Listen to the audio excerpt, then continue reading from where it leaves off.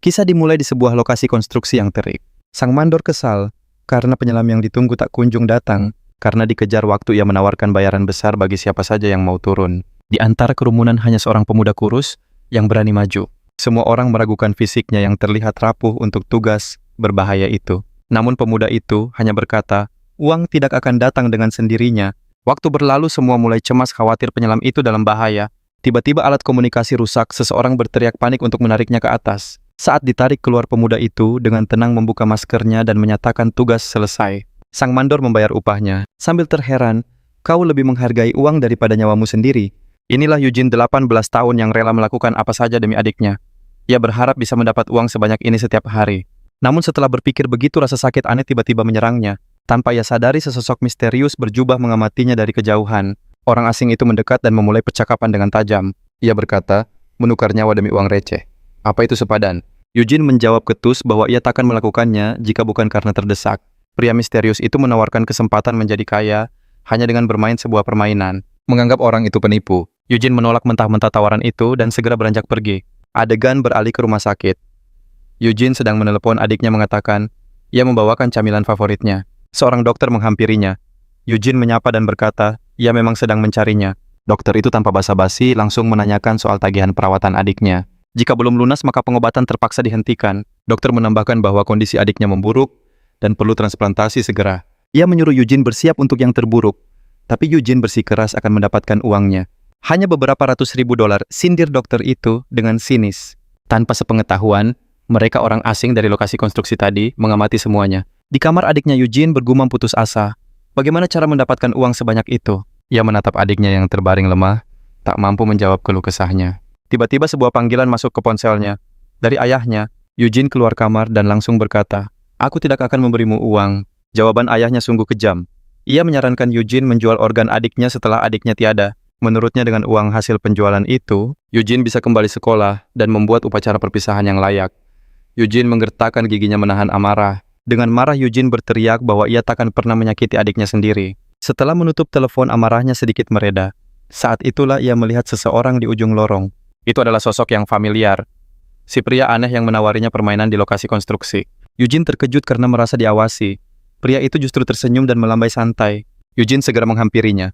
Kenapa kau mengikutiku cepat pergi atau kupanggil polisi? Ancam Eugene. Pria itu menjawab dengan tenang. Aku hanya ingin menawarimu sebuah permainan. Aturan ini mudah. Jika Eugene bisa menangkapnya dalam 5 menit, ia akan mendapat 100 ribu dolar. Eugene menyebutnya gila dan berkata ia tidak akan tertipu semudah itu. Namun saat itu, Eugene menyadari sesuatu. Logo di pakaian pria asing itu terasa sangat tidak asing baginya. Hanya dengan satu jentikan jari. Pria misterius itu berkata, 20 dolar sudah masuk ke rekeningnya, sisanya akan ditransfer jika ia tertangkap. Sang protagonis ragu, namun karena penasaran ia pun memeriksa ponselnya. Di layar ponselnya, sebuah notifikasi dari bank muncul. Benar saja 20 ribu telah masuk.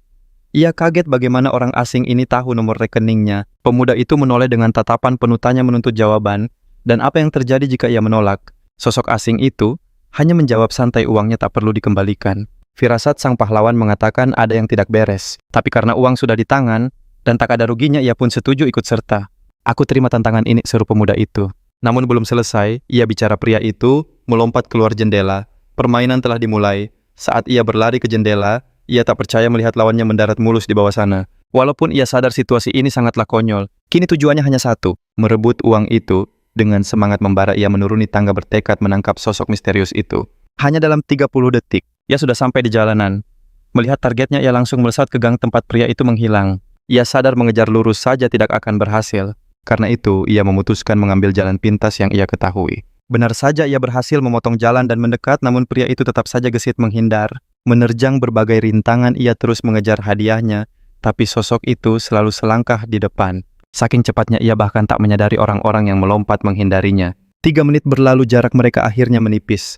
Sang pahlawan nyaris bisa menggapainya. Tapi anehnya pria itu tidak melambat sedikit pun. Ia terus berlari dengan kecepatan penuh, tanpa menunjukkan tanda-tanda kelelahan. Setiap kali sang protagonis mendekat, pria asing itu selalu berhasil lolos, seolah menghilang begitu saja. Pemuda itu sadar, ia sudah di ambang batasnya mengejar lawan dengan kecepatan super. Saat melirik ponselnya, ia melihat waktu hampir habis. Dengan begini ia tak akan pernah menang. Sadar tak ada pilihan lain, sang pahlawan ikut mengejar hingga ke atap gedung. Tak lagi peduli ia melesat melintasi atap. Tiba-tiba ia mengerem mendadak tepat di ujung atap. Selangkah lagi ia bisa terjatuh dari ketinggian yang mengerikan. Ia mencari ke sekeliling. Di bawah sana pria misterius itu masih berlari kencang. Pemuda itu ragu untuk melompat karena risikonya sangat fatal. Tapi saat teringat adiknya, ia membuang semua keraguan dan berlari kencang. Setelah mengambil ancang-ancang, tanpa ragu ia melompat ke arah pria itu. Sang pahlawan melayang di udara sementara sisa waktu hanya tinggal beberapa detik saja. Sosok asing itu tetap berlari tanpa henti. Bahkan di detik terakhir pun ia tak lengah. Pria itu yakin ia sudah menang dan merasa sedikit kecewa karena lawannya tak semenarik dugaannya. Hanya sesaat. Dan kini sang protagonis berada tepat di belakangnya dalam jangkauan tangan. Dengan satu lompatan terakhir sang pahlawan berhasil meraih targetnya di detik penentuan. Pria itu berbalik terkejut melihat sang protagonis benar-benar berhasil menangkapnya. Sambil menarik kerelawannya, pemuda itu berteriak, "Kena kau," mendeklarasikan kemenangannya. Setelah beberapa saat, pahlawan kita mencoba mengatur napas sementara pria itu menunggu dengan sabar. Pria misterius itu mengakui kemenangan pahlawan kita, lalu mentransfer sisa uangnya sambil berkata masih ada permainan lain dengan bayaran lebih tinggi, walau lelah dan perih akibat luka-lukanya. Pahlawan kita mendengar tawaran orang asing itu. Demi uang tanpa ragu, ia pun langsung setuju. Orang itu hanya menyambutnya dengan dingin, dan barulah pahlawan kita sadar akan wajah misteriusnya. Kulitnya bersinar aneh, dan matanya menyala terang dari balik tudungnya. Setelah przyglądając się bliżej wyglądowi nieznajomego, bohater był zaskoczony tym, co zobaczył. Namun sebelum ia bicara, orang itu tiba-tiba muncul di sampingnya mencengkeram pergelangan tangannya dan memasangkan sebuah gelang. Gelang itu ternyata sebuah perangkat aneh. Saat terpasang di tangannya gelang itu, menyala memulai proses aktivasi dan suara dingin terdengar memulai analisis identitas. Setelah selesai gelang itu, mengonfirmasi pendaftaran pemain baru. Dan saat itu juga dunia di sekeliling pahlawan kita terasa berputar. Kepalanya sakit luar biasa, tubuhnya terasa lemas. Matanya pun terpejam. Tak sanggup lagi berdiri, ia pun ambruk di kaki orang asing misterius itu. Setelah beberapa saat, kesadaran sang pahlawan mulai kembali perlahan. Sebelum membuka mata, ia mencium aroma busuk yang menyengat di sekitarnya. Meski seluruh badannya sakit, ia mencoba bangkit. Bau anyir yang kuat menusuk hidungnya. Begitu penglihatannya sedikit jelas, ia langsung melihat sebuah tangan membusuk tergeletak. Setelah berdiri tegak, ia sadar berada di ruangan penuh dengan tumpukan tubuh tak bernyawa. Di salah satu dinding ada sebuah layar raksasa dengan penghitung waktu. Di tengah ruangan, dua sosok kecil berjaket hoodie duduk mirip seperti orang asing tadi.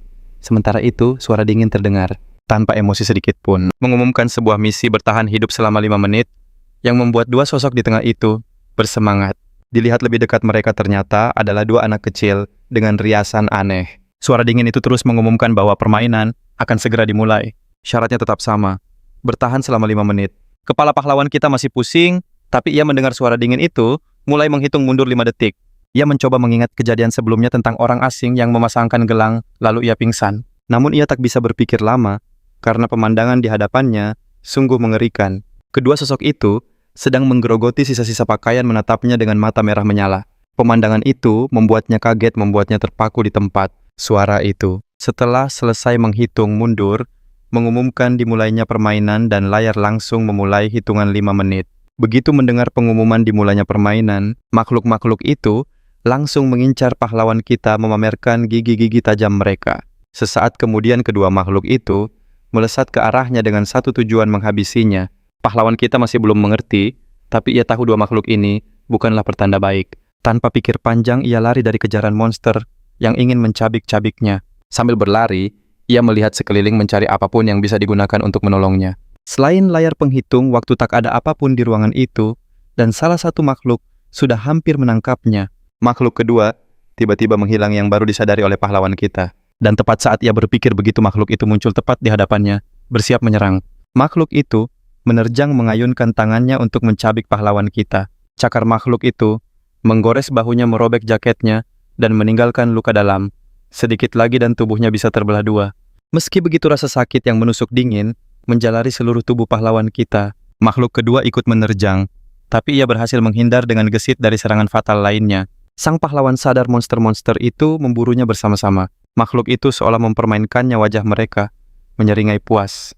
Tenaganya sudah terkuras, dan lukanya memperburuk keadaan. Waktu terus berjalan ujian ini, bahkan belum setengah jalan, mereka berkumpul bersiap melontarkan salah satu dari mereka ke arahnya. Dengan lemparan dahsyat, satu monster melesat seperti peluru meriam. Dia terus berlari, tapi serangan itu begitu cepat hingga tahu-tahu sudah ada di belakangnya. Hantaman keras itu nyaris membuatnya tersungkur. Cakar hitamnya menancap dalam, meninggalkan luka di punggungnya. Dengan rahang terbuka monster itu, siap melancarkan serangan akhir, berhasil menyeimbangkan diri sang pahlawan menangkap tangan monster itu, dan bersiap melemparnya. Sekali lempar makhluk itu terpelanting jauh. Rasa sakit menjalari tubuhnya, gelang di tangannya berbunyi nyaring. Kekuatannya menipis, sementara waktu tersisa 2 menit lebih sedikit. Dia kembali berlari dikejar tanpa henti oleh monster yang tak kenal lelah. Salah satunya berhasil menyusul dan mencengkeram jari-jarinya. Makhluk itu menarik kedua jarinya hingga patah seperti ranting kering. Jeritan kesakitan menggema. Tangannya kini hancur berantakan. Para monster hanya tertawa melihatnya, tapi dia menolak untuk menyerah di sini. Seiring dengan jeritan pahlawan, gelang di tangannya berbunyi memperingatkan kondisi bahayanya. Tinggal 1 menit. Tenaganya benar-benar habis, langkahnya terengah-engah. Hanya satu hal yang membuatnya terus maju, janji pada adiknya tercinta. Tiba-tiba sebuah kekuatan memberitahunya bahwa akses ke sistem telah diberikan. Sistem sang pahlawan hanya bisa bertanya-tanya apa maksudnya. Kekuatan itu memberitahunya tentang kemampuan baru bernama Reverse. Seketika lukanya pulih dan rasa lelahnya lenyap. Sistem menjelaskan kemampuan Reverse aktif setiap 10 menit. Saat detak jantungnya mencapai 100, ia bisa melihat 3 detik ke masa depan. Dia bingung, tapi pertaruhan ini terus berlanjut. Saatnya mencoba kekuatan barunya. Untuk sesaat dunia seakan membeku dan tubuhnya bergerak sendiri. Dalam penglihatannya, para monster menyerbu serempak untuk melancarkan serangan fatal. Mereka menerkam cakar dan taring mereka seolah merobek-robek tubuhnya. Lalu penglihatan itu berakhir dan segalanya kembali normal. Sang pahlawan masih berlari tanpa satu goresan pun di tubuhnya. Berkat penglihatannya, dia kini tahu persis dari mana mereka akan menyerang. Masa depan yang ia lihat mulai terjadi. Para monster itu melesat ke arahnya. Tepat di detik terakhir, sang pahlawan menghindar dengan sempurna. Monster yang satunya pun meleset melewatinya. Mereka menatapnya dengan kaget sekaligus marah. Waktu tersisa 10 detik. Meski waktu hampir habis, dia tak boleh lengah. Permainan belum berakhir. Tapi di tengah konsentrasinya, dia kehilangan jejak salah satu monster. Makhluk itu memanfaatkan celah dan menyerang. Dia mencoba menggunakan Reverse lagi. Tapi tak terjadi apa-apa. Kemampuannya masih dalam masa pemulihan. Dia jatuh saat serangan akhir melesat ke arahnya. Permainan telah berakhir. Suasana menjadi hening seolah pengejaran tadi tak pernah ada. Ia keluar sebagai pemenang, namun hanya lelah dan takut yang tersisa. Sambil berjalan, ia bertanya-tanya tempat macam apa ini sebenarnya. Siapa anak-anak itu? Apa ini permainan yang dibicarakan orang asing itu? Tiba-tiba sebuah notifikasi muncul, ia mendapat 300 poin. Sebelum sempat berpikir, ia menemukan sebuah ruangan aneh dan memutuskan masuk. Betapa terkejutnya dia, ada orang lain di sana dengan pakaian yang sama persis. Suasananya begitu tenang, hanya terdengar dengungan lampu dan bisikan pelan.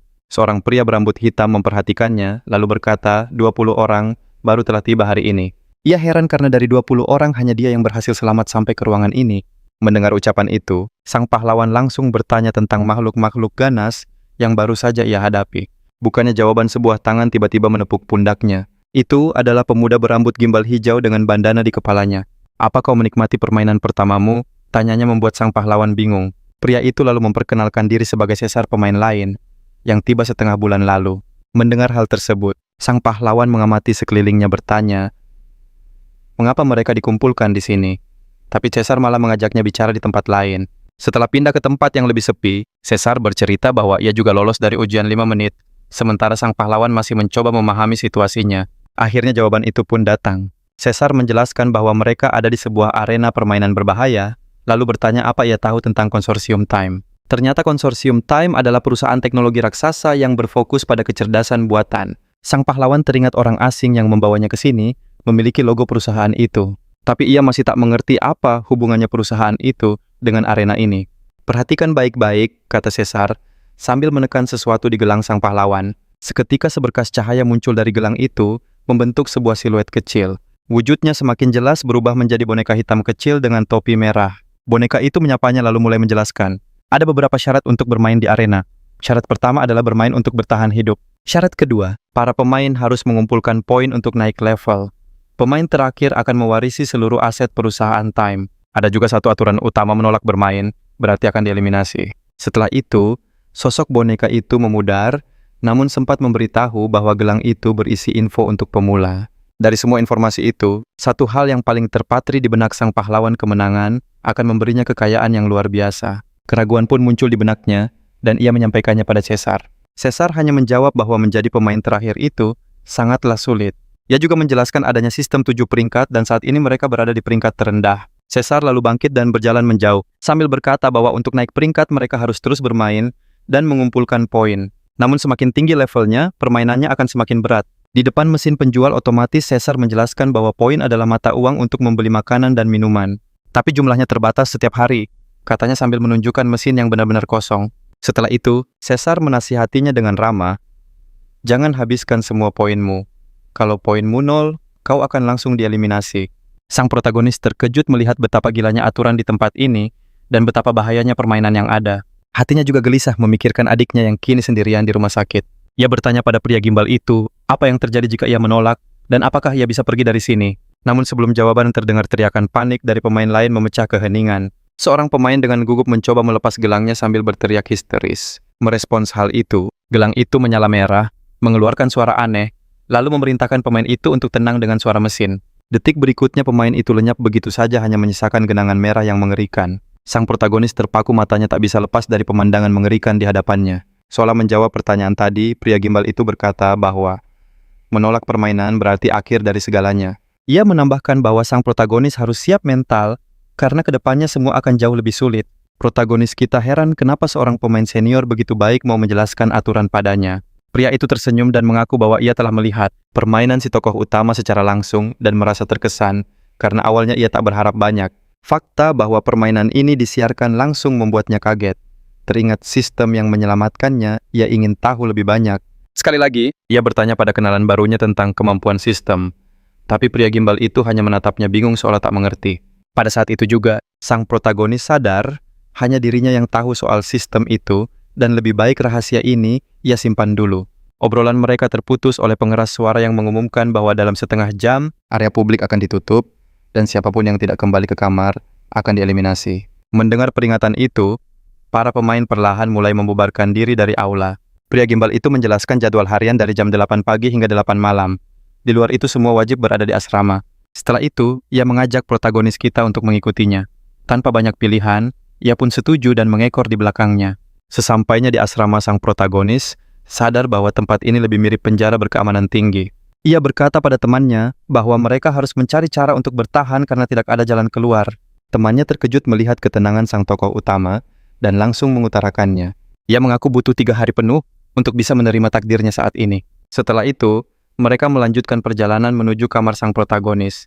Saat tiba, temannya kembali terkejut karena ternyata kamarnya berada persis di bawah kamar sang protagonis. Pengumuman kembali terdengar sisa 5 menit sebelum area publik ditutup dan semua pemain harus segera kembali. Teman sang protagonis pun pamit dan berjanji bahwa besok, ia pasti akan mengajaknya berkeliling untuk melihat-lihat tempat ini. Dalam hati sang pahlawan berterima kasih. Berkat informasi tadi, akan lebih mudah baginya untuk beradaptasi. Tanpa berlama-lama sang pahlawan membuka pintu selnya dan melangkah masuk. Betapa terkejutnya dia, di dalam sudah ada 4 pria lain. 3 duduk di lantai dan 1 bersandar di dinding. Mereka menyapa sang pahlawan dan memberitahunya bahwa ia akan tidur di dekat toilet. Malam tiba saat semua terlelap, hanya sang pahlawan yang terjaga tenggelam dalam pikirannya. Ia masih mencemaskan adiknya, tapi ia putuskan untuk fokus mempelajari semua aturan di tempat ini. Sang pahlawan mengaktifkan gelangnya, menemukan bagian panduan pemula, dan langsung membukanya. Seketika gelang itu memproyeksikan sebuah layar bercahaya di hadapannya, yang menampilkan tutorial berbentuk kartun kecil, dengan narator mainan bertopi merah, yang sudah ia kenal. Mainan itu memperkenalkan diri sebagai Star. Setelah itu, ia mulai menjelaskan bahwa setelah menyelesaikan permainan pertama, semua pemain akan mulai mengumpulkan poin pribadi. Setiap hari pada tengah malam 100 poin akan dipotong dari akun pemain sebagai biaya penginapan di arena ini. Mereka yang skornya 0 akan kehilangan hak hidup dan langsung dilenyapkan. Level pemain saat ini adalah yang pertama dan terendah. Untuk naik ke level 2, kau harus meraih 10.000 poin untuk bisa menantang bos. Berita ini membuatnya resah, karena di pertandingan hari ini, ia hanya dapat 300 poin dan 100 poin akan dipotong untuk penginapan. Penyiar pun melanjutkan. Ia menjelaskan bahwa arena akan menempatkan monster berbeda di setiap permainan untuk berinteraksi dengan pemain. Permainannya sendiri akan dibagi menjadi 3 tingkat kesulitan seperti pemula, menengah dan mahir, dengan hadiah mulai dari 300 poin untuk tingkat pemula. Setiap hari kau wajib memainkan setidaknya 1 game, kalau tidak kau harus membayar denda 500 poin atau kehilangan nyawamu. Mendengar itu, sang pahlawan teringat pertandingan hari ini. Gagasan menghadapi makhluk itu setiap hari membuatnya gelisah. Ia mengerti jika ingin selamat, ia harus berlatih dan menang di setiap ronde. Lamunannya terhenti oleh jendela sistem yang muncul tiba-tiba memberitahukan pesan baru. Kejutan itu membuatnya bingung dan sedikit takut, tapi ia cepat menguasai diri dan membuka pesan itu. Sistem mengumumkan akan membantu pemain dengan sesi latihan berbatas waktu. Selain mengembangkan skill pemain, juga akan mendapat hadiah berupa poin tambahan. Sang pahlawan sangat senang dengan berita ini, karena selain meningkatkan kemampuannya, ia juga akan menerima hadiah tambahan. Tanpa ragu, ia langsung menerima tantangan latihan itu. Dalam sekejap mata, sang pahlawan mendapati dirinya di tempat kosong yang terang, tanpa dinding atau langit-langit, hanya dirinya dan jendela sistem. Sistem memberitahu bahwa akan ada latihan simulasi untuk meningkatkan kemampuan bertarung di arena. Setelah pesan itu, sepasang monster yang sudah ia kenal dari game pertama muncul di hadapannya. Sistem mengumumkan syarat permainan bertahan hidup selama 5 menit. Jika gagal, 100 poin akan dipotong. Sistem juga memberitahu bahwa sang pahlawan tidak akan mengalami luka fisik, tapi tetap saja malam itu terasa sangat menegangkan. Keesokan paginya, seorang pria berambut gimbal mencari sang pahlawan di ruangan tempat mereka pertama kali bertemu. Ia mencari sejak area umum dibuka, tapi tidak menemukannya di kamar atau di tempat lain. Sambil berkeliling arena, ia menduga sang pahlawan telah pergi ke pertandingan hari ini. Jadi ia sendiri pergi ke lokasi permainan. Pria gimbal itu bergumam bahwa dengan beban seperti itu, sang pahlawan seharusnya sudah tersingkir. Pikirannya terhenti oleh siluet seorang pemain yang meninggalkan ruang permainan. Sosok itu tampak sangat familiar. Matanya tidak menipunya. Itu adalah sang pahlawan yang kelelahan dengan tenang meninggalkan ruang permainan dengan kemenangan. Pria gimbal itu pun memastikan sang pahlawan baik-baik saja. Sambil melambaikan tangan dengan gembira, ia menyapanya, memanggilnya kakak, yang langsung disadari oleh sang pahlawan. Pria gimbal itu sangat terkejut melihat sang pahlawan sudah bertanding sepagi ini. Sang pahlawan menjawab bahwa ia ingin cepat beradaptasi, meskipun tujuan utamanya adalah menguji kemampuan yang didapat semalam. Mengingat malam sebelumnya, sang pahlawan merenungkan bagaimana dalam simulasi, ia harus lari dari monster yang sama seperti di game pertama. Mengetahui monster itu tidak nyata, tidak membantunya menghilangkan kecemasan, tapi hanya membantunya memberikan segalanya. Tapi tak peduli seberapa keras, sang pahlawan ingin menang makhluk-makhluk itu jauh lebih cepat dari sebelumnya. Begitu salah satu makhluk itu menangkapnya, permainan langsung berakhir dengan kekalahannya dan sistem memotong poinnya. Para monster itu menghilang secepat kemunculan mereka dan sistem mengumumkan bahwa latihan dasar akan dimulai. Sang pahlawan merasa puas dengan situasi ini karena ia ingin mendapat setidaknya sedikit manfaat dari latihannya. Setelah sedikit perubahan lingkungan latihan dasar, dimulai di mana sang pahlawan menyempurnakan gerakan baru yang diajarkan sistem. Setelah berbagai percobaan dan kegagalan, ia akhirnya mulai berhasil dan perlahan-lahan menguasai tekniknya dengan lebih baik. Gerakannya menjadi semakin halus dan terkoordinasi, dan sang pahlawan sendiri mulai lebih percaya diri. Setelah latihan sistem, ia langsung kembali ke kamarnya. Anehnya, waktu di dunia nyata tak bergeser sedikit pun. Tubuhnya memang lelah, namun waktu di simulasi berjalan berbeda. Ia pun yakin latihan itu akan sangat membantunya. Lamunannya buyar saat pria gimbal mengajaknya patroli. Bukannya ikut, ia malah menghentikan pria itu untuk bertanya. Dengan tenang ia bertanya apa bisa ikut lebih dari satu laga. Pertanyaan itu sontak membuat temannya syok, meragukan kewarasannya. Karena semakin sering main, tingkat kesulitannya akan melonjak. Temannya ragu, ada yang sanggup melakukan hal segila itu. Seorang pemain lain bahkan heran melihatnya masih bisa berdiri. Cibiran itu justru memacunya. Makin sulit makin besar hadiahnya. Ia lalu menghampiri temannya menjelaskan rencananya. Mengumpulkan poin satu persatu terlalu lambat, dan tenaganya masih penuh. Pria gimbal itu takjub melihat keberanian sang pahlawan. Akhirnya ia pun berjalan sendirian menuju laga berikutnya. Di sekelilingnya para pemain lain terlihat sibuk bersiap atau memulihkan diri. Di hadapannya sebuah gerbang besi raksasa berdiri kokoh menantinya. Gelang di tangannya menunjukkan ini adalah laga level 2. Ia tak terburu-buru meski sistem sudah memintanya masuk. Saat ia ragu, seorang pemain lain terlempar keluar dari ruangan berbeda. Kondisinya mengenaskan, pakaiannya penuh noda merah pekat. Pemain itu jatuh tersungkur lalu merangkak mundur ketakutan. Ia terbelalak saat melihat tangan kanan orang itu telah lenyap. Ia tak habis pikir permainan macam apa yang bisa sekejam itu. Teringat kembali pada latihannya semalam. Ia sadar laga paginya terasa jauh lebih ringan dari sebelumnya. Pintu di depannya terbuka. Ia yakin ini takkan lebih sulit. Tujuannya hanya satu, meraih poin sebanyak mungkin. Keraguan pun sirna. Dengan mantap ia melangkahkan kaki ke dalam ruangan gelap itu, menyongsong sebuah arena pertaruhan yang baru. Di dalam pemandangannya sungguh berbeda. Hanya ada jalan setapak di atas jurang berisi cairan aneh. Ia terkejut. Aturan mainnya kini benar-benar berubah total. Cairan bening di bawahnya jelas bukanlah air biasa yang aman. Misi pun diumumkan bertahan selama 5 menit dan kalahkan minimal 1 monster. Syarat itu membuatnya terperangah. Hanya untuk bertahan hidup saja sudah menjadi tantangan besar. Kini ia juga diwajibkan menjatuhkan satu lawan. Sistem memperingatkan bahaya kolam asam sulfat sementara para monster mulai mendekat. Pertarungan pun resmi dimulai. Tanpa ragu para monster langsung menerjangnya dengan buas. Gerakan mereka jauh lebih lincah dari sebelumnya, nyaris menyergapnya. Di detik terakhir, ia berhasil menghindar dari serangan mematikan itu. Ia segera berlari, namun monster lain sudah menghadangnya dari sisi berbeda. Berlari di jalur sempit ini sangat berbahaya. Satu kesalahan kecil, ia akan jatuh ke kolam asam. Gargoyle memang mengerikan, tapi cairan asam di bawah jauh lebih berbahaya. Para gargoyle dengan beringas mengepung sang pahlawan. Semua jalan keluar telah tertutup. Satu-satunya cara adalah melompati jurang itu. Inilah waktunya untuk memakai pengalaman dari simulasi. Seketika ia melesat ke jembatan lain lolos dari kepungan gargoyle. Di seberang ia sadar waktu berjalan lebih dari 1 menit. Tapi misinya adalah mengalahkan monster. Ia pun mulai memikirkan cara. Tanpa senjata, bagaimana cara menyingkirkan mereka tanpa jatuh ke cairan asam. Tiba-tiba sebuah ide cemerlang muncul. Manfaatkan satu ancaman untuk melawan yang lain. Para gargoyle ikut melompati jurang dan langsung menyerangnya. Dengan gesit ia berkelit sambil menyusun rencana untuk memakai kemampuannya. Hanya menghindar akan membuang waktu berharga. Sang pahlawan mencoba mengaktifkan kemampuan pembaliknya. Sayangnya skill gagal aktif. Syaratnya tak terpenuhi karena denyut nadinya di bawah 200. Itulah sebabnya kemampuannya tidak berfungsi. Tanpa tahu arah serangan, ia mustahil bisa membalas. Jadi dia hanya bisa terus menghindar. Ia teringat rasa sakit bisa memacu jantungnya. Tepat saat itu seekor gargoyle bersiap menyerang. Dia pun memutuskan untuk menerima serangan itu. Cakar monster itu menembus tangannya. Lukanya parah, tapi tidak fatal.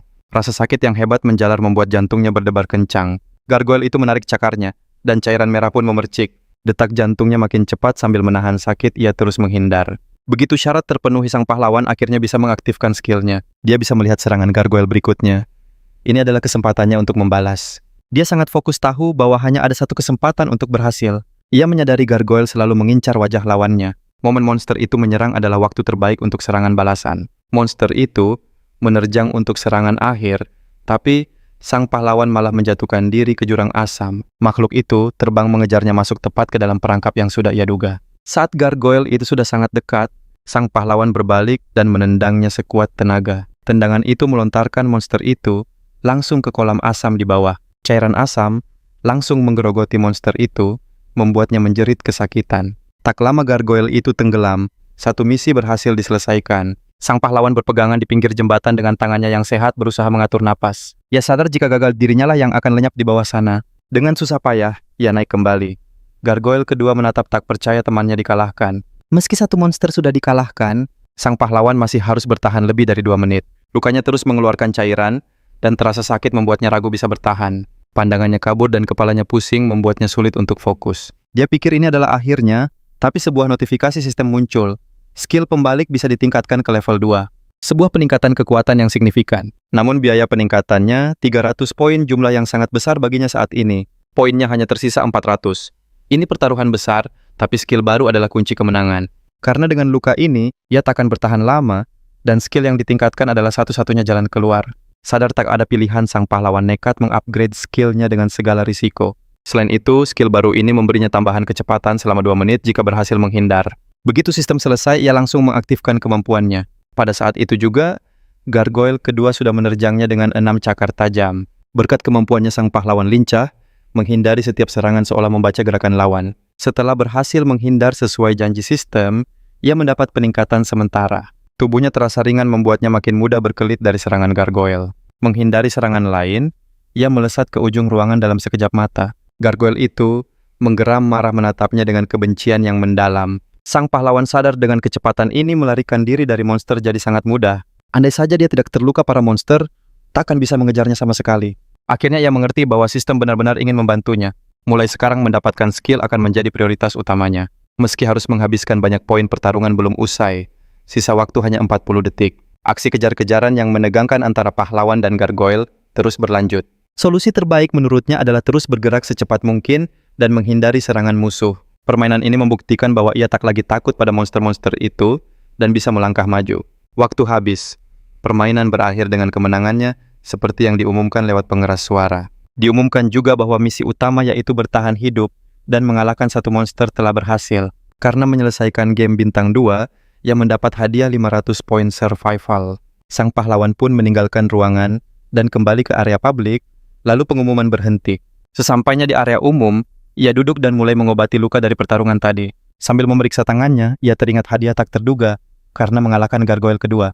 Hadiah tambahannya adalah kartu poin ganda yang bisa digunakan untuk permainan selanjutnya. Selain itu, ia terkejut karena obat-obatan di sana ternyata cukup murah, hanya 20 poin untuk satu set. Pikirannya tentang obat murah buyar, oleh suara perutnya yang keroncongan. Wajar saja ia sangat lapar karena belum makan apapun sejak kemarin. Selain rasa lapar, ia juga cemas memikirkan temannya yang berambut gimbal karena mereka sudah berjanji bertemu. Merasa tak bisa menemukan temannya, ia menyimpan obat dan memutuskan untuk mencari makan. Saat mendekati mesin penjual, seorang pemain lain memperhatikannya dan sepertinya mengenalinya. Pemain itu berpikir pahlawan kita sombong karena berhasil lolos 2 ujian di hari pertama. Setelah memikirkannya sejenak, ia menduga pahlawan kita pasti punya banyak poin. Setelah 2 kemenangan itu, sang pahlawan pergi ke mesin penjual otomatis untuk membeli sesuatu untuk dimakan. Tapi ternyata makanan dan air jauh lebih mahal dari obat dan semuanya sudah habis. Sekali lagi, ia yakin bertahan hidup di sini tidak akan mudah dan ia harus menghadapi game yang lebih sulit. Besok ia harus datang lebih pagi agar tidak kehabisan makanan lagi. Tiba-tiba pemain tadi menghampirinya bersama 2 orang temannya. Dari penampilan mereka, sepertinya mereka tidak datang untuk mengobrol baik-baik.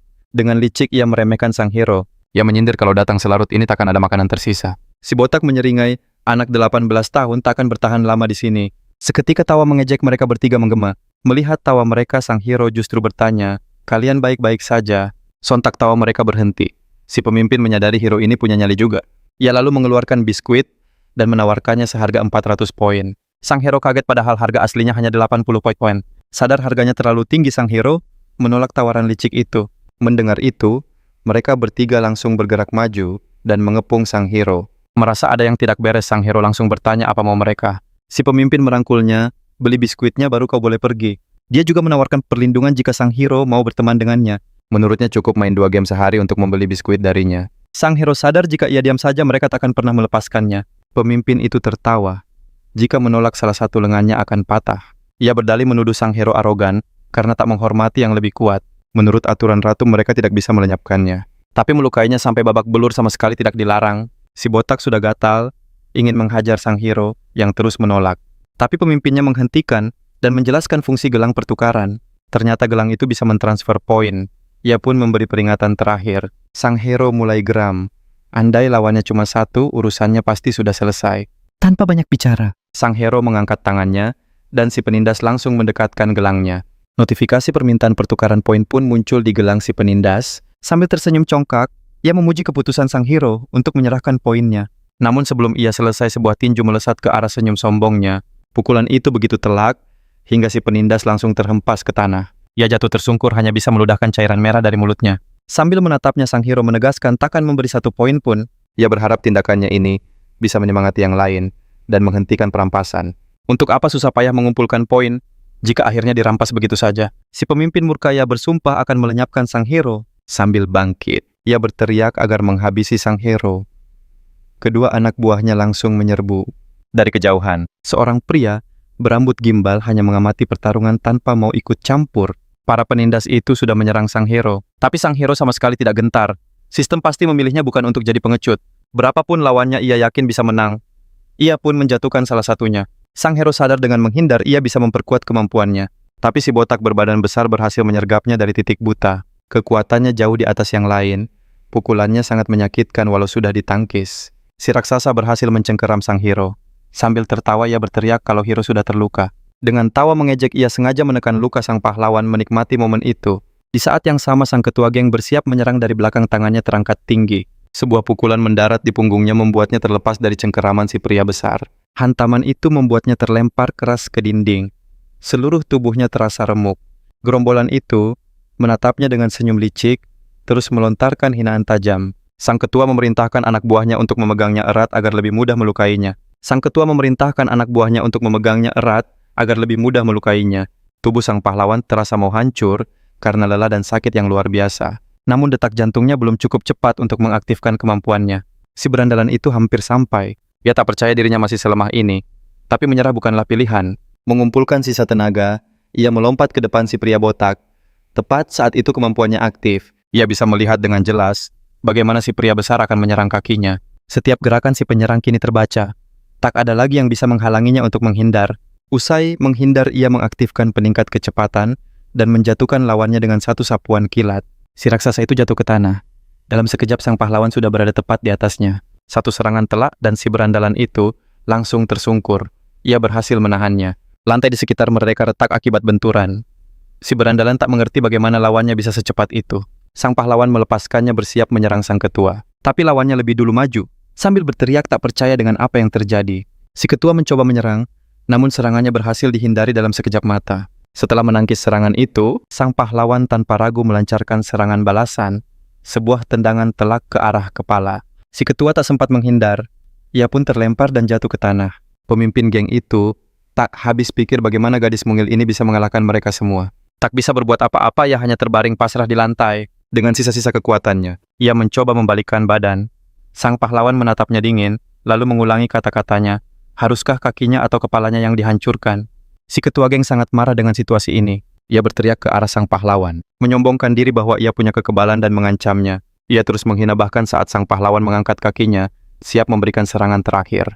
Menyadari posisinya, hinaan itu berubah menjadi permohonan untuk dilepaskan. Sang pahlawan menyerang tapi sengaja tidak mengenai sasaran. Tendangannya berhenti beberapa senti dari kepala si ketua yang sudah basah oleh keringat dingin. Sang pahlawan berkata, balas dendam tak sepadan jika harus melanggar aturan. Karena si pengganggu telah menyita banyak waktu dan tenaganya, sang pahlawan mengambil biskuitnya sebagai kompensasi atas kerugian yang ditimbulkan.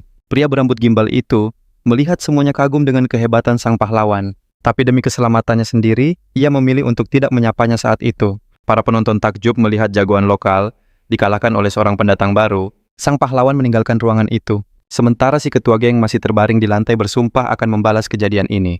Beberapa saat kemudian, di selnya sang pahlawan menikmati biskuit. Rampasannya memikirkan apa yang akan terjadi selanjutnya. Namun ia tak terlalu khawatir, bahkan merasa sedikit senang dengan hasil pertarungan tadi. Seketika gelang di tangannya menyala menandakan poin dan peringkatnya telah meroket. Notifikasi itu benar adanya. Menurut papan peringkat, ia kini menduduki posisi kedua dari seluruh pemain yang ada. Mengetahui posisinya, ia penasaran dengan total poin yang dimiliki sang peringkat pertama. Ia pun mulai memeriksa daftar peringkat. Matanya terbelalak, pemain di 100 besar saja punya lebih dari 5.000 poin, dan sang juara bertahan dengan 7.720 poin. Tapi bukan itu yang membuatnya terkejut, melainkan sosok di peringkat ketiga. Di posisi ketiga ada wajah yang sangat ia kenal, si perundung kemarin. Terlebih lagi, nama keluarganya sama persis dengan si pengganggu itu. Berbagai pikiran berkecamuk di kepalanya kini. Ia mengerti arti ancaman si perundung. Sadar bahwa spekulasi takkan berguna, ia memutuskan untuk bertanya pada temannya. Ia teringat teman gimbalnya tinggal di sel lantai bawah. Maka ia pun turun mengetuk pintu dan memanggil nama Caesar. Si rambut gimbal keluar dan mengaku melihat semua kejadian kemarin, lalu menanyakan kondisinya. Tanpa menunggu jawaban, temannya itu langsung memperingatkan bahwa ia kini dalam bahaya besar. Ternyata peringkat ketiga dan si perundung adalah kakak beradik. Balas dendam hanya masalah waktu. Namun sang pahlawan tak gentar dan hanya bertanya seberapa kuat si peringkat tiga itu. Temannya membenarkan, tapi kekuatan paling bahaya adalah kekuasaan yang ia pegang. Situasinya adalah 30 pemain teratas, terbagi menjadi 3 tim yang saling bersaing, memonopoli makanan, dan menjualnya mahal pada pendatang baru. Temannya menjelaskan berkat mereka jugalah para pemula bisa bertahan di ujian tingkat lanjut. Tapi kedua bersaudara itu pasti akan menjegalnya dengan cara yang licik. Berurusan dengan mereka benar-benar merusak semua rencananya. Tiba-tiba si rambut gimbal teringat kalau ia belum bermain hari ini. Ia pun pamit dan menyuruhnya datang lagi jika ada pertanyaan lain. Setelah percakapan itu berakhir, tekad sang pahlawan semakin bulat untuk menjadi nomor 1 agar tak ada lagi yang berani mengganggunya. 3 hari kemudian, saat ia bersiap untuk laga berikutnya, teman sekamarnya hanya bisa menatapnya dalam diam. Begitu sang pahlawan melangkah keluar sel, teman-temannya langsung berbisik heran bagaimana ia bisa dapat 2.000 poin hanya dalam beberapa hari. Salah satu dari mereka menyarankan untuk tidak ikut campur karena itu bisa membawa masalah bagi mereka. Anehnya si perundung tak lagi mengganggunya, tapi ia tak peduli karena ada hal yang lebih penting. Demi mendapatkan poin dengan cepat, pahlawan kita memaksa diri bermain 2 kali sehari melejitkan peringkatnya ke posisi 190, satu dengan 2.180 poin. Latihan simulasi sangat membantunya meningkatkan fisik dan membuatnya lolos ujian utama dengan mudah. Namun sang pahlawan cemas memikirkan di mana dia sebenarnya. Tanpa jendela dan pintu dengan waktu yang hanya simulasi mustahil untuk mengetahuinya. Selama ia tinggal di sana, ia baru tahu ada gym dan pemandian umum tapi semuanya harus dibayar dengan poin. 5 hari berlalu, ia mulai kehilangan rasa waktu. Hanya permainan yang membuatnya merasa hidup. Tanpa sadar langkahnya telah membawanya ke tujuan. Sebuah ruangan di balik permainan tingkat menengah. Di hadapannya muncul pintu transparan raksasa bergambar rantai dan wajah iblis yang menyeringai. Sang pahlawan pun mendekatkan gelangnya ke pintu itu tut model. Seketika muncul pengumuman bahwa ia telah memenuhi syarat tes tingkat menengah dan bisa melanjutkan. Di saat yang sama rantai di gerbang mulai bergerak terlepas dan perlahan lenyap bersama pintunya. Tes ini butuh 2.000 poin, untuk ikut serta. Tingkat kesulitannya jauh lebih tinggi tapi bisa dimainkan dalam tim. Bukan lagi pertarungan 1 lawan 1. Gelangnya juga mengumumkan opsi. Bermain bisa dengan pemain acak atau mengundang teman seharga 100 poin. Sang pahlawan memilih bermain dengan pemain acak dan langsung berlari. Gelangnya memberi peringatan. Ia harus masuk ruang perantara dalam 5 menit. Jika tidak, ia dilarang ikut permainan seharian. Sesampainya di lokasi, ternyata sekutu yang ditugaskan kepadanya hanya 1 orang. Saat mendekat, ia terkejut. Sekutunya ternyata seorang gadis muda berambut hitam panjang. Sementara itu, di bagian lain si perundung yang sama sedang marah-marah pada kakaknya soal kejadian beberapa hari lalu. Meskipun ia bilang tak mau merepotkan kakaknya, perasaannya yang sebenarnya adalah bahwa sang pahlawan telah bertindak sangat tidak adil padanya. Si perundung itu terus bersikeras pada ceritanya, mencoba meyakinkan kakaknya bahwa sang pahlawan telah merugikannya dan juga merugikan sang kakak dengan mengambil biskuit mereka. Sang kakak terus mendengarkan sambil menyelesaikan angkat bebannya. Saat duduk terlihat tubuhnya penuh bekas luka dan tato naga di punggungnya. Salah satu anak buahnya memberikan handuk, dan setelah menyeka keringat di wajahnya, ia berkata pada adiknya bahwa ia ragu sang pahlawan mengincar perbekalan mereka. Selesai mengeringkan diri, ia menoleh pada adiknya dan berkata, kalau sang pahlawan tetap perlu diberi sedikit pelajaran sopan santun. Di waktu yang sama, sang pahlawan dan sekutunya gadis misterius itu masih menunggu permainan dimulai. Sang pahlawan memperkenalkan diri, lebih dulu memecah keheningan yang canggung. Tanpa menoleh gadis itu memperkenalkan diri sebagai Yohana. Dengan dingin ia berkata, sudah waktunya tes dimulai. Sang pahlawan sangat terkejut dengan adanya pemain wanita, dan ia mengatakannya sambil melepas tudung jaketnya. Rekan sang pahlawan itu kembali berkata, dengan nada dingin, bahwa pria dan wanita tinggal di area terpisah, dan hanya bertemu di tes tingkat menengah ke atas. Gadis itu heran dengan pertanyaan sepele sang pahlawan, menduga bahwa pemuda itu masih sangat baru dan tak berpengalaman. Notifikasi muncul di gelang mereka berdua meminta konfirmasi untuk memulai permainan. Pada saat itu, sang pahlawan berpikir mustahil untuk menebak kekuatan sekutu acak. Namun gadis yang mampu bertahan dalam kondisi seperti ini, pastinya bukan orang yang lemah. Setelah mengonfirmasi, gadis itu memulai permainan sesuai notifikasi di gelangnya. Pintu pun terbuka. Sambil berdiri di ambang pintu, gadis itu menoleh dan meminta sang pahlawan agar tidak menghalangi. Setelah itu, mereka masuk dan sistem mengonfirmasi partisipasi mereka. Ruangan di dalamnya sangat berbeda. Bergaya tradisional dengan dinding dan dekorasi kayu, bukan logam dan beton seperti biasanya. Setelah berjalan lebih jauh, sang pahlawan dan rekannya bisa melihat lawan mereka di permainan ini. 3 sosok muncul di hadapan mereka. Siluetnya menyerupai manusia. Tapi 2 di antaranya jauh lebih besar, jelas sekali itu adalah 2 manekin yang dilapisi pelat logam. Dan yang ketiga, tingginya hampir setengah dari orang biasa. Mengenakan jubah yang menutupi seluruh tubuhnya dengan simbol perusahaan yang sudah tak asing bagi sang pahlawan. Sosok itu berdiri diam di antara 2 manekin. Terlihat benang-benang merah tipis terhubung dari sosok itu ke semua anggota tubuh para boneka. Monster itu berbalik dan sebuah wajah muncul. Wajah itu lebih mirip topeng tengkorak merah dengan gigi tajam tak beraturan, dan dari rongga matanya keluar kuas-kuas yang terhubung dengan benang-benang tadi. Gadis itu berkata dengan tenang, makhluk itu benar-benar seperti dalang boneka. Tak ada sedikit pun raut takut di wajahnya saat berhadapan dengan makhluk itu. Sang dalang membungkuk hormat mempersilakan para pemain untuk memulai permainan. Para manekin di dekatnya segera memasang kuda-kuda menunjukkan kesiapan mereka untuk bertarung. Pahlawan kita terkejut, tapi si gadis menjelaskan kalau mereka tidak akan menyerang sebelum permainan dimulai. Sebuah pengumuman terdengar memberi waktu 1 menit untuk persiapan. Tantangannya adalah misi bintang 1, merebut benda di sabuk sang dalang dalam waktu 20 menit. Hadiah permainannya adalah 1000 poin untuk setiap orang. Syarat khususnya adalah mengambil salah satu dari 2 boneka di sabuk dalang. Tapi hanya 1 yang benar, dan hukuman acak akan diberikan jika salah mengambil. Setelah pengumuman itu, hitung mundur langsung dimulai. Pahlawan kita bingung karena tidak ada petunjuk sama sekali untuk membedakan boneka yang benar. Si gadis hanya berkata mereka harus mendekati dalang terlebih dahulu untuk memastikannya. Begitu hitungan berakhir, para manekin langsung menerjang dengan kecepatan kilat menghunus pedang mereka. Pahlawan kita menyuruh gadis itu waspada, dan ia pun berlari sambil berteriak akan mengalihkan perhatian manekin. Sebuah manekin dengan pedang panjang mengarah pada pahlawan kita. Tapi di saat genting ia berhasil menghindar dari serangan itu. Pedang itu menghantam tanah dengan keras serpihannya, merobek pakaian, dan menggores lengan pahlawan kita. Dia bergumam tak suka dengan situasi ini, tapi tak ada waktu untuk mengeluh. Ia harus terus menghindar, atau riwayatnya akan tamat. Sementara itu, si gadis berhadapan dengan manekin, bersenjatakan pedang kembar, yang menebas udara secara acak. Salah satu tebasan nyaris mengenainya, hanya memotong sedikit rambutnya. Para monster ini ternyata lebih cepat dari dugaan. Manekin itu melancarkan serangan ganda, namun si gadis dengan lincah berhasil melompatinya.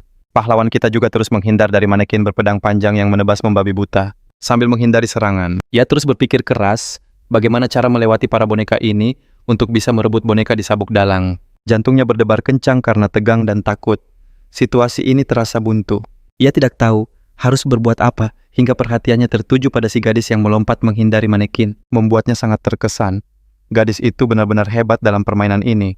Sang dalang tidak teralihkan sedikit pun dari pertarungan. Dari raut wajahnya ia tampak sangat menikmati tontonan ini. Manekin pedang kembar dengan cepat melompat siap menusuk si gadis yang masih di udara dengan kedua pedangnya. Sepertinya permainan mereka akan segera berakhir. Tapi di detik terakhir gadis itu berhasil menghindar dan pedang itu menancap di tanah tepat di sampingnya. Setelah berhasil menghindar, kini sang dalang tepat berada di depan si gadis. Ia pun memutuskan untuk merebut boneka berharga itu. Pahlawan kita melihat gadis itu bersiap menerjang ke arah sang dalang. Ia menjadi sangat cemas karena gadis itu bisa saja salah mengambil boneka. Tanpa ragu-ragu lagi, gadis itu melesat ke arah dalang memutuskan sambil bergerak boneka mana yang harus ia rebut. Dia melesat maju, anehnya sang dalang sama sekali tak bergeming. Jarak mereka semakin dekat cukup untuk mengamati sang dalang lebih jelas. Tapi sayang masih sulit ditebak boneka mana yang menjadi kunci utamanya. Sang pahlawan merasa janggal. Kenapa dalang itu membiarkannya mendekat dengan mudah? Sesaat ia merasakan benang-benang itu mengendur lalu menegang kembali. Hal itu membuat boneka pedang kembarnya bergerak aneh tak terkendali. Merasa ada yang tidak beres, sang pahlawan berteriak agar gadis itu waspada. Sang dalang menyiapkan serangan baru. Gadis itu sigap menyadari gerakan aneh boneka yang baru saja ia hindari. Detik berikutnya boneka itu terburai, bagian atasnya melesat cepat ke arah sang gadis. Gadis itu terkejut boneka itu ternyata bisa terpisah. Tanpa waktu untuk berpikir, ia berbalik untuk menghadapi serangan mendadak itu. Dengan cepat ia melepas jaket di pinggangnya dan menggunakannya sebagai perisai. Dengan melilitkan jaket itu pada pedang, ia berhasil menangkis serangan tanpa terluka. Jaketnya robek, berkeping-keping, sementara bagian boneka lain bersiap menyerang, membuat pertarungan menjadi semakin menegangkan. Bagian lain dengan pedang kedua melesat sama cepatnya siap untuk menebas. Boneka itu melayang di atas sang gadis menghantamkan pedangnya ke tanah. Sang pahlawan menyaksikan semua kejadian itu. Meskipun ia khawatir, ia tak bisa membantu karena dirinya juga dalam bahaya. Gadis itu sangat beruntung bila pedang itu hanya menyerempetnya saja. Pakaiannya sobek dan meninggalkan goresan yang dalam. Tangan boneka itu kembali bergerak bersiap untuk melancarkan serangan pamungkas. Sang pahlawan sadar jika ia tidak turun tangan maka ini adalah akhir bagi rekannya. Tangan itu langsung melesat ke arah sang gadis mengayunkan pedang untuk serangan terakhir. Gadis itu masih terduduk di tanah tak mampu untuk menghindar. Rasa sakit dan kaget membuatnya sulit untuk bergerak. Untungnya sang pahlawan datang tepat waktu. Ia menepis tangan itu ke arah lain menyelamatkan sang gadis. Tangan dan badan boneka itu pun terlepas. Sang pahlawan menoleh padanya.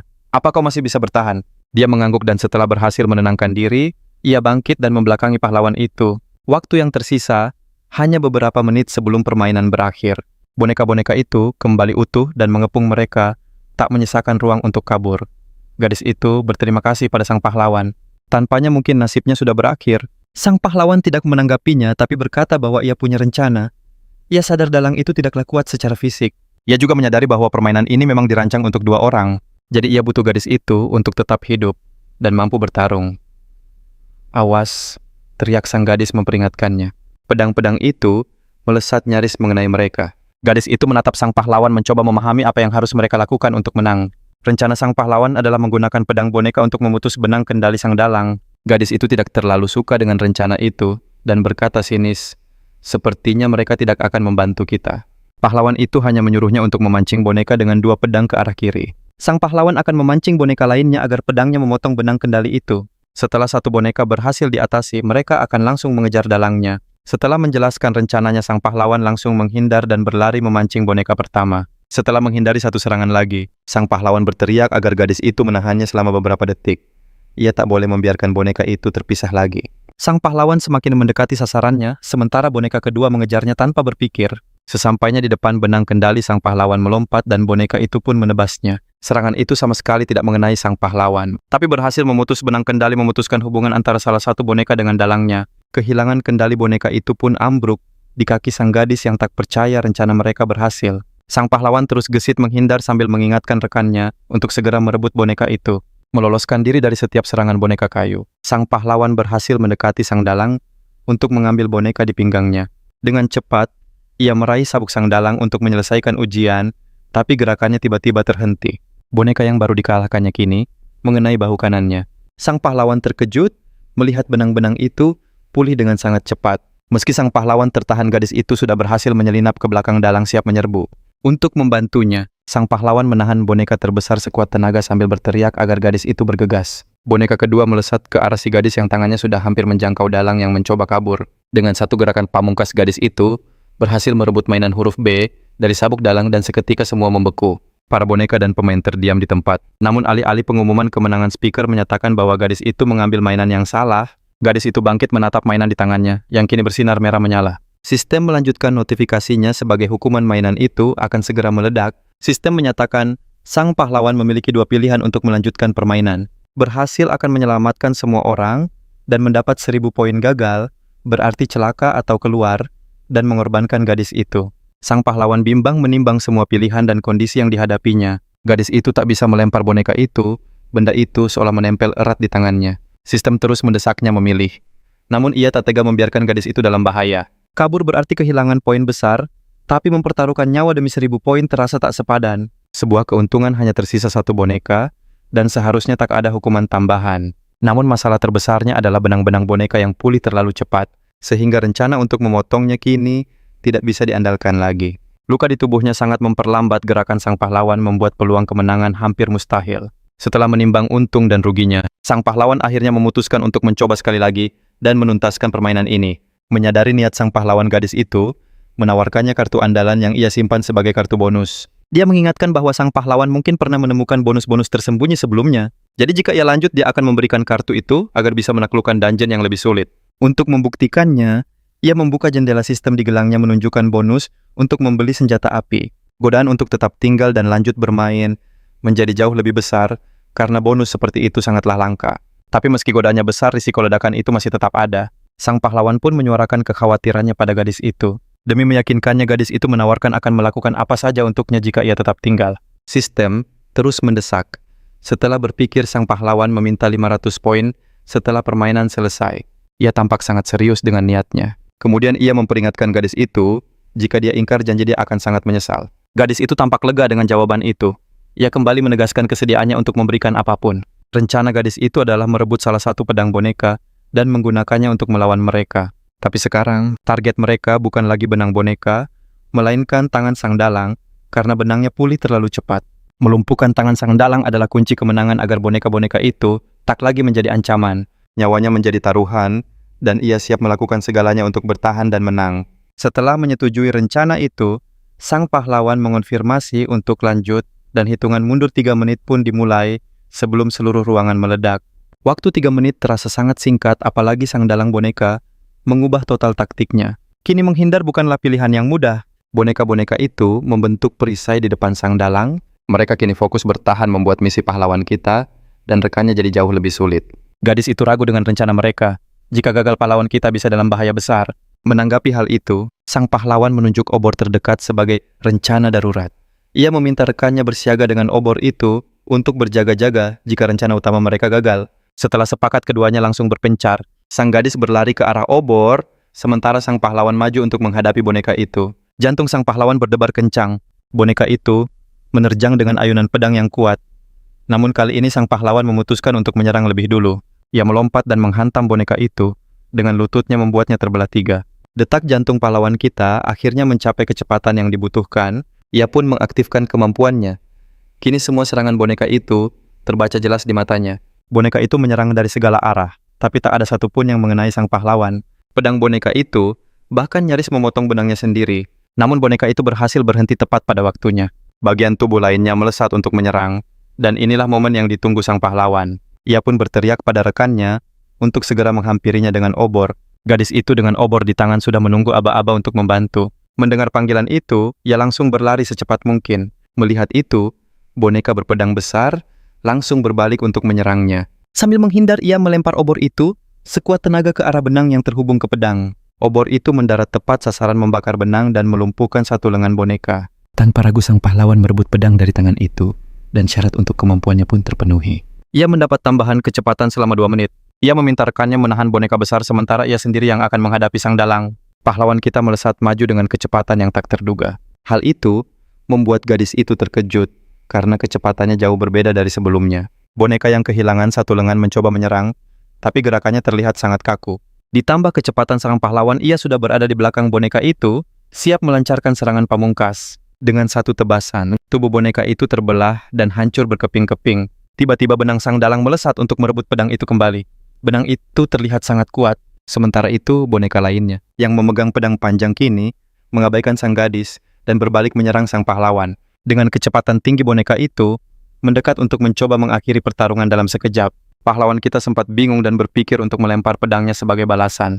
Namun sebelum ia bertindak, gadis itu tiba-tiba menyerang sang boneka. Serangan kejutan itu membuat boneka itu goyah memberikan celah bagi sang pahlawan. Pahlawan kita tak menyia-nyiakan kesempatan itu. Ia memutus benang pengendali pedang dan langsung melesat menuju sang dalang. Dalam sekejap ia sudah berada di hadapan dalang siap dengan serangan penentu. Satu ayunan pedang yang cepat dan sang dalang pun berhasil dilumpuhkan. Boneka kedua pun tumbang. Waktu di layar berhenti di angka 21 detik. Gadis itu terdiam menatap sang pahlawan dengan penuh kekhawatiran.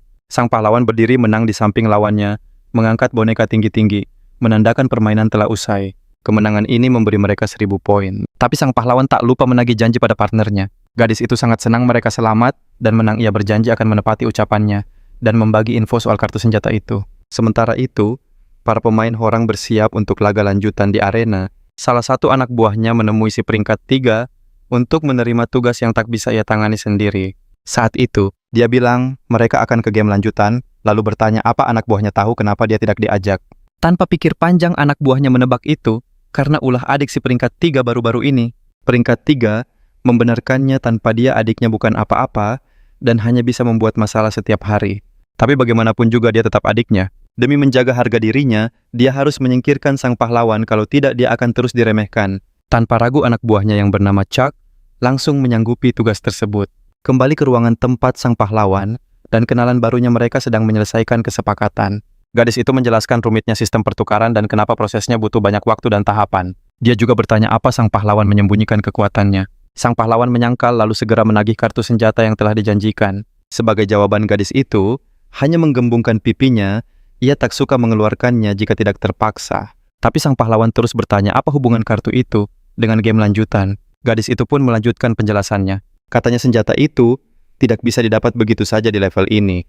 Banyak yang gagal mencarinya, ada yang dapat dari monster, tapi tak boleh dibawa keluar ruangan. Setelah mendapatkan kartu itu, dia baru sadar bahwa senjata itu sebenarnya selalu ada di game lanjutan. Tapi kebanyakan orang tidak tahu, dan hanya segelintir yang punya akses. Selesai menjelaskan, gadis itu mengajaknya bekerja sama, karena dia punya banyak info berguna untuk sang pahlawan. Sang pahlawan setuju, mereka pun berpisah dan pergi ke arena masing-masing. Selama babak penyisihan, sang pahlawan cukup kewalahan. Dengan kemampuannya saat ini, mustahil bermain 2 kali sehari. Tapi bukan itu yang ia khawatirkan, melainkan perhatian orang-orang yang kini tertuju padanya. Begitu sang pahlawan keluar dari ruang permainan, seseorang langsung mengikutinya. Dia membuntuti perlahan, terus memperpendek jarak tanpa terdeteksi sama sekali. Setelah cukup dekat, dia langsung menyergap sang pahlawan hingga pingsan. Sang pahlawan terbangun dalam keadaan tergantung di rantai setelah disiram seember air dingin. Saat membuka mata, ia melihat si perundung yang sudah ia kenal kini dengan gerombolan yang lebih besar. Sang pahlawan sadar dia tertangkap karena lengah setelah meninggalkan permainan. Karena itulah kini dia tergantung dikelilingi para berandalan itu. Lee, yang berdiri di sana, berkata bahwa dia terlalu meremehkan sang pahlawan. Mengingat ketenarannya, sang pahlawan ternyata begitu ceroboh karena tak sadar telah diikuti. Merasa urusannya selesai, Lee pun pergi menyerahkan sang pahlawan pada para perundung itu. Tergantung di rantai, sang pahlawan berpikir keras. Dia harus bisa keluar dari situasi ini. Si ketua geng menatapnya. Ia dengar rumor kalau sang pahlawan mampu melewati babak penyisihan dengan mudah. Hal itu membuatnya terlihat sangat menyedihkan dengan kondisinya saat ini. Sang pahlawan membalas kalau dia memang menyedihkan. Kenapa kau butuh bantuan orang lain hanya untuk menemukanku? Amarah si perunduk meledak, siap menyerang kapan saja. Sebuah ayunan tinju meleset sang jagoan lebih gesit dengan tendangan yang membuatnya oleng. Makin kesal, ia memanggil anak buahnya untuk menahan pahlawan kita. Namun secepat kilat kakinya sudah mengunci leher si ketua. Kunciannya mengerat. Ia mengancam mendekat dan dia akan pingsan. Jangan bergerak. Lepaskan rantai ini. Kunciannya makin kencang membuat mata si ketua memerah dan napasnya tersengal. Para anak buahnya hanya bisa terpaku, tak tahu harus berbuat apa. Tanpa sepengetahuan, pahlawan kita si ketua memberi sebuah sinyal rahasia. Salah satu dari mereka memanjat ke arah rantai bersiap melepas kunciannya. Pahlawan kita sadar mereka takkan melepaskannya begitu saja. Begitu rantai terlepas, ia melompat dan langsung menjerat leher si ketua dengan rantai itu. Ia takkan melupakan bagaimana orang ini mencoba menjatuhkannya 2 kali. Para bawahan kini mengepung sang pahlawan. Mereka menunggu celah untuk menyerang sementara si ketua terus melontarkan ancaman. Pahlawan kita berbisik, "Aku hanya ingin ikut permainan, kalian yang cari masalah." Si bodoh ini tak boleh dibiarkan mengganggunya terus-menerus. Tiba-tiba seorang anak buahnya menyerbu dari belakang dengan sebatang besi. Sang jagoan mendorong si ketua dan menghindar dengan gesit. Bruk, pukulan itu hanya mengenai lantai. Si ketua berjanji, siapa yang menangkapnya dapat 3 bungkus biskuit. Pria dengan batang besi itu terus mengayun membabi buta. Sambil menghindari serangan sang pahlawan melesatkan satu pukulan telak. Bogem mentah itu mendarat di dada membuatnya langsung ambruk. Tanpa diduga sebuah hantaman dari samping mengenai kepalanya saat ia lengah. Batang besi itu berhasil melukai pelipisnya. Cairan merah mengalir tapi ia tak goyah. Dengan rantainya ia balas menghantam wajah lawan. Orang ketiga mengayunkan besinya, tapi sang pahlawan berhasil menghindar. Sebuah lompatan ke belakang mengejutkan lawannya yang kini berlutut menahan sakit. Musuh terlalu banyak. Ia merasa terdesak, tapi jika ingin jadi yang terbaik, dia harus bisa mengatasi situasi seperti ini. Jantungnya berdebar kencang. Ia mengaktifkan kemampuannya dan langsung menerjang. Berkat kekuatannya semua pergerakan musuh terbaca. Menghindar dan menyerang balik jadi mudah. Laksana kilat. Ia menumbangkan 16 lawan satu persatu dengan serangan yang presisi. Namun si ketua menyelinap ke titik butanya dan melempar sebuah barbel. Hantaman itu mengenai kakinya. Rasa sakit menjalar tapi adrenalin pertempuran menekannya. Amarah membara di matanya membuatnya lupa akan rasa sakit.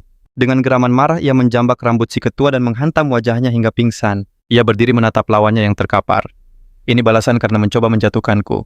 Tatapannya penuh dengan kebencian. Ia teringat ucapan mereka bahwa ia takkan bisa bertahan sendirian. Tiba-tiba salah satu anak buah yang sudah pulih kembali menyerang dari belakang. Tapi serangan itu ditahannya dengan satu tangan. "Kenapa kau begitu ingin cari masalah?" tanyanya dingin. Pria itu malah berteriak, "Cepat bawa pergi bos." Ucapannya terpotong. Sebuah barbel menghantam kepalanya membuatnya langsung tersungkur. Salah satu pelayan membawa sang pemimpin dan kabur sambil meneriakinya pahlawan payah. Sang pahlawan mencoba menghentikannya, namun rasa sakit menjalari seluruh tubuhnya, membuatnya tak bisa bergerak. Dalam kesakitan, pahlawan itu ambruk ke tanah baru menyadari kakinya patah.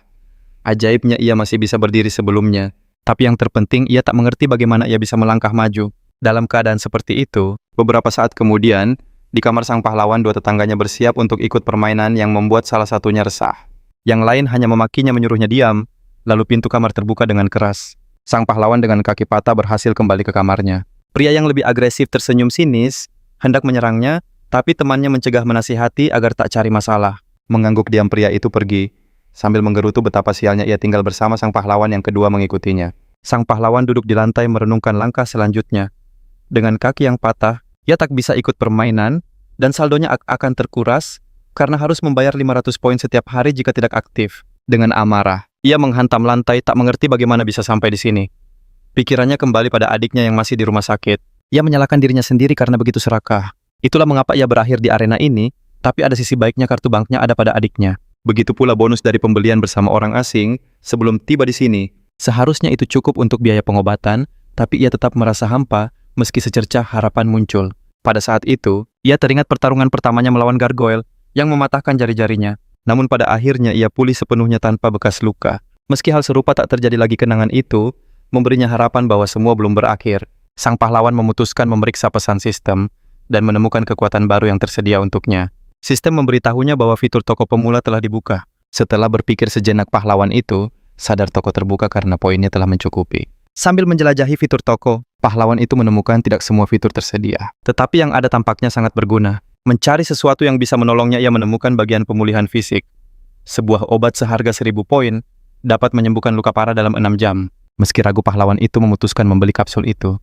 Tanpa mencoba, ia takkan pernah tahu. Tepat setelah pembelian, sebuah kapsul kecil muncul di telapak tangannya. Kapsul itu tampak aneh dan memancarkan cahaya merah samar. Berharap sistem memberinya penyembuh ajaib, sang pahlawan menelan pil itu sekaligus. Entah apa yang mempengaruhinya. Obat itu atau kelelahan setelah menelan pil misterius itu, ia langsung tertidur di sebuah ruangan lain. Sang tiran dan anak buahnya sedang mengobati luka mereka. Pemimpinnya dengan bangga mengenang kondisi kaki sang pahlawan. Salah satu pengikutnya membenarkan menceritakan bagaimana ia melihat pahlawan itu terseok-seok seperti anjing terluka. Setelah itu ia mengingatkan pemimpinnya tentang perjanjian mereka. Sang pemimpin tersenyum mengingatkan bahwa dialah yang mematahkan kaki pahlawan itu, yang ternyata lebih lemah dari dugaannya. Membayangkan sang pahlawan hanya bisa bersembunyi di sudut gelap menanti ajalnya membuatnya menyeringai puas. Merasa cukup, ia menyuruh pelayannya membawa daging yang dibawa saudaranya. karena ia merasa pantas mendapatkannya. Beberapa waktu kemudian, sang pahlawan sadar di kamarnya.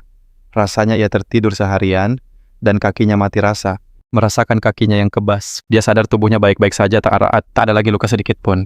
Tiba-tiba sistem memberinya notifikasi. Latihan harian akan segera berakhir. Jika gagal, poinnya akan hangus. Pahlawan kita sangat puas dengan hasil latihannya. Dia pun masuk ke simulasi teringat pada tab senjata dan fitur penguatan di toko sistem. Sebelum membeli senjata, dia ingin menabung poin, tapi si penindas membuatnya harus segera bersiap. Ini demi keselamatannya. Sang pahlawan mengaktifkan kartu izin pembelian. Sistem pun memberitahu bahwa kini ia punya akses penuh. Ini artinya sang pahlawan akan mencapai level kekuatan yang baru. Oh,